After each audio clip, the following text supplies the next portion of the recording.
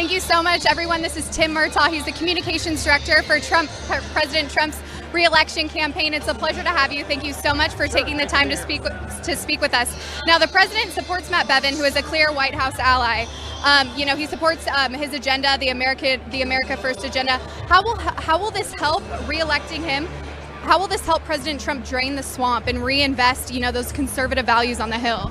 It's very important for a president to have allies at the state level everywhere he goes to try to, carry the policies down from the White House on into the states. The president can do a lot of things as the chief executive for the federal government, but unless you have people on the ground who are enacting similar policies and not actively opposing or fighting against what the president's agenda is trying to achieve, unless you have allies in state houses around the country, you're not going to really have the full realization of the impact of your policies and the good things that the president's trying to do. That's why it's so important to get Governor Bevin reelected here in Kentucky and to have Republican governors elected in all states, or as many as possible. The president wanted to come to Kentucky to help his friend Governor Bevin, and we always say that the most valuable thing that we have as a campaign is the president's time. And so he really only wants to go places where he knows he can make a difference. And that's here in Kentucky, and that's why we're here to help Governor Bevin. Absolutely. And it's no secret that Kentuckians love President Trump. He secured the victory over Hillary Clinton back in 2016 by 30 percentage points. That being said, he's also lifted nearly 50,000 people out of poverty here. He's really, taken hold with the population here. That being said, will Kentucky go red in 2020? And how do you think this gubernatorial election will impact next year? Well, President Trump's going to win Kentucky next year. There's no question of that. But it always helps. It helps to have a governor in a state to mobilize his political supporters and his grassroots supporters and his voters across the Commonwealth of Kentucky. It is always helpful that when a campaign comes into a state like Kentucky, if you have somebody in the governor's mansion who's there, who's already on your side, already part of your team, pulling in the same direction, it makes things a little bit more difficult, certainly not impossible, but a little bit more difficult if you go into a state where there's a Democrat who would be opposing your efforts. Naturally you'd want somebody who's your ally in the governor's mansion at all times, as often as possible, for sure. And so that's what we feel that we'll have in Kentucky, and one way or the other, President Trump's going to win Kentucky. We have no question of that, but we want Governor Bevin to be there as part of the team as well. Absolutely. You can feel the energy in this room. People are excited to be hear from their president, and it's no secret that there, are going to be thousands more piling in to definitely hear him speak later on. Now, the RNC and the Trump campaign have disclosed that they have reached record-breaking fundraising numbers for the last few quarters, and it just keeps pouring in. That being said, Brad Parscale, the campaign manager, has clarified the ultimate goal is to get to $1 billion. How will this steam really revitalize his base and get people out there to vote? Well, every time we have to report the fundraising figures, it comes every quarter, we report to the FEC. Every time we do that, we break a record. And it's the president breaking his own record every single time because the numbers just keep getting bigger and bigger and bigger. And our fundraising ability to work jointly with the Republican National Committee, we're together combined setting fundraising records every single time we report. And it's really something the likes of which American politics has never seen. And this is not just, very wealthy people stroking big checks to the campaign. This is millions of Americans contributing in small dollar amounts. And every time the national media and the Democrats get themselves worked into a frenzy about either trying to impeach the president or coming after him some other which way, we see a spike in grassroots energy and grassroots engagement contributing to the president's campaign. In the 3 days that followed Nancy Pelosi's announcement that she was going to move forward on impeachment, in the 3 days that followed that, we raised $15 million online from small dollar donations. That's as much as Joe Biden raised in the entire quarter. So in 3 days, we raised online only what Joe Biden raised in total in 3 months. That's the kind of enthusiasm that we see on behalf of Americans and small dollar donations, because it's at the grassroots level and the people contributing $200 or less. That is the real measure of where the support is. And the president has it far and away more than any of the Democrat field. Absolutely. Is it safe to say then that the impeachment hoax, that this impact is actually positively impacting the GOP and President Trump's base? That's absolutely fair to say. I think you see there's a reason why Nancy Pelosi held it off as long as she could. because she knows, one, I hope she knows that it's not good for the country to try to impeach the president. But second, she knows it's not good for her party, or for that matter, for her majority. If she wants to remain speaker, going down the road of impeachment was about the dumbest thing that she could do, because it rebounds against her and it actually works in the president's favor. Our people, look at the crowd around here, our people have never been as fired up as they are right now. And I didn't know that it was possible, but this impeachment has people worked up even to a greater state of excitement for the president's re-election than ever before. And you see that with our rally attendance and the president's support and fundraising among the grassroots. I mean, it's just astounding. So what has occurred as a result of this impeachment fiasco is that it has made the president and his campaign even stronger, if anyone thought that was possible. And it's no secret, the race for the White House for 2020 is continuously heating up. And on the Democrat side, they're dropping like flies in terms of the primary race. Who do you think would be the most ideal candidate for President Trump to face off with next year? Well, it doesn't really matter to us who that is. We don't know how the Democrat primary is going to end up, whether it's somebody who's in the field right now or maybe even somebody who's not currently a candidate. We don't know.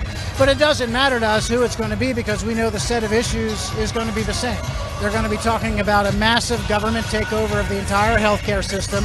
They're going to be talking about the Green New Deal, which would outlaw the use of fossil fuels. And if you're talking about outlawing the coal, gas, and oil industries, that means 10 million jobs across the country that would be just flat eliminated. And we're talking about a permissive immigration policy that would essentially be open borders. And it's all these things, and then raising taxes on all Americans to pay for all that mess. So it doesn't matter to us which one of them is carrying that banner, because we know those are the issues. Absolutely. And the president has accomplished so much in 3 years. I mean, truly unparalleled, between tax cuts, moving the American embassy in Jerusalem, to the Iran deal. I mean, you name it, he's done it. How do the Democrats compete with that? I don't think they do, as a matter of fact. And, we have the beauty of running against this mess of a Democrat field with their crazy sets of big government socialist issues that they're going to be proposing.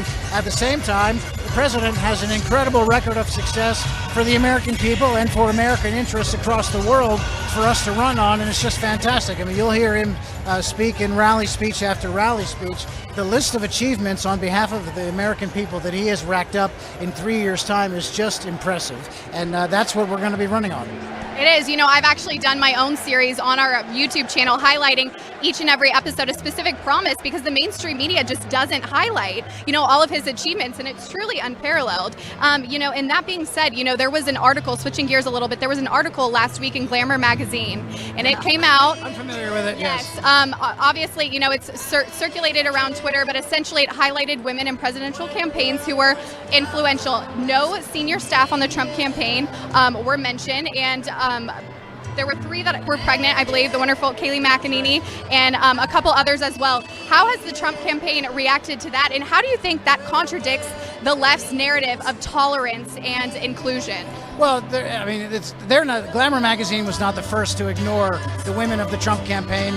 Marie Claire did it first, and then CNN did a special about the Marie Claire thing and highlighted, 9 or 10 of the Democrat candidates and their campaign staff, and they ignored completely the incumbent president of the United States and his re-election campaign, which is 50% women.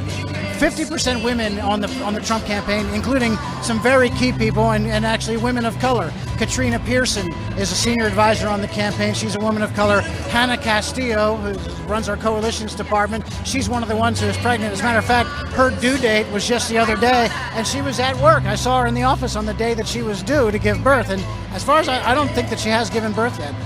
Laura Trump herself was pregnant for a time. She already gave birth. And of course, Kayleigh McEnany, who's our national press secretary, is here at this rally, and she's pregnant too. And Erin Perini is the deputy communications director. The list goes on and on. But it's no wonder, and it's actually not a surprise, that these ultra-liberal outlets would choose to ignore the women of the Trump campaign, because it upsets their narrative. They want people to believe that every woman in this country is a liberal Democrat who supports abortion on demand.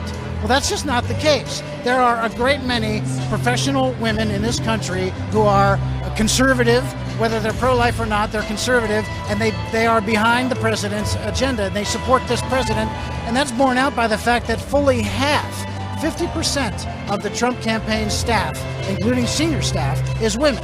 And it's no mystery to me why Glamour magazine wouldn't want to highlight that fact, because it would give away the game. They want everyone to think, oh, women are only Democrats. Well, it's just not the case, so they have to lie about it. This is a lie of omission. But make no mistake, it's still a lie.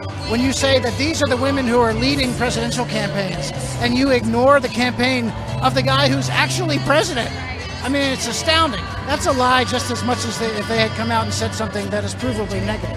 Absolutely. And last and final question, when will the Democrats accept the results of the 2016 election? Will we see that day, do you think? No, because pretty soon, well, no, you know what?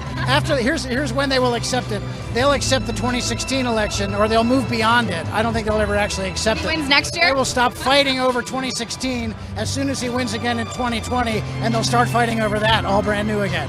So, I've never seen anything like it. You know, the president brings this up a lot, and it's actually true. You can go back and look at this news story. On the day he was inaugurated, January 20th, 2017, the Washington Post put a story on their website talking about the move to impeach President Trump has now begun. They posted that story on their website 19 minutes into his presidency. They didn't even wait 20 minutes, and they already started talking about how they're going to impeach the guy. So, I mean, it's no surprise that they've kept on that. First, it was Russia. They were going to impeach him over Russia and the collusion thing that never happened. And now they've moved on to Ukraine for a phone call that we can all see the contents of. Every American can read the transcript and see what occurred, which was pretty much nothing. And they're just going to seize on that because here's the thing: they always were going to try to impeach the president. They just needed to figure out the excuse why. And now they've set on Ukraine, but now we're inside 1 year before Election Day, and so now the Democrats have to explain to the American people why they want to take the election out of the hands of the people and have Nancy Pelosi and Adam Schiff be the ones who gets to decide who the people can vote for president or not, which is ridiculous. I'd love to see how they're going to make that argument. President's going to be reelected next November, and there's not anything that Adam Schiff or Nancy Pelosi can do about it. I love it. Well, Tim, thank you so much for your time. It was such a pleasure. We appreciate it. Thank you so much. Thank you.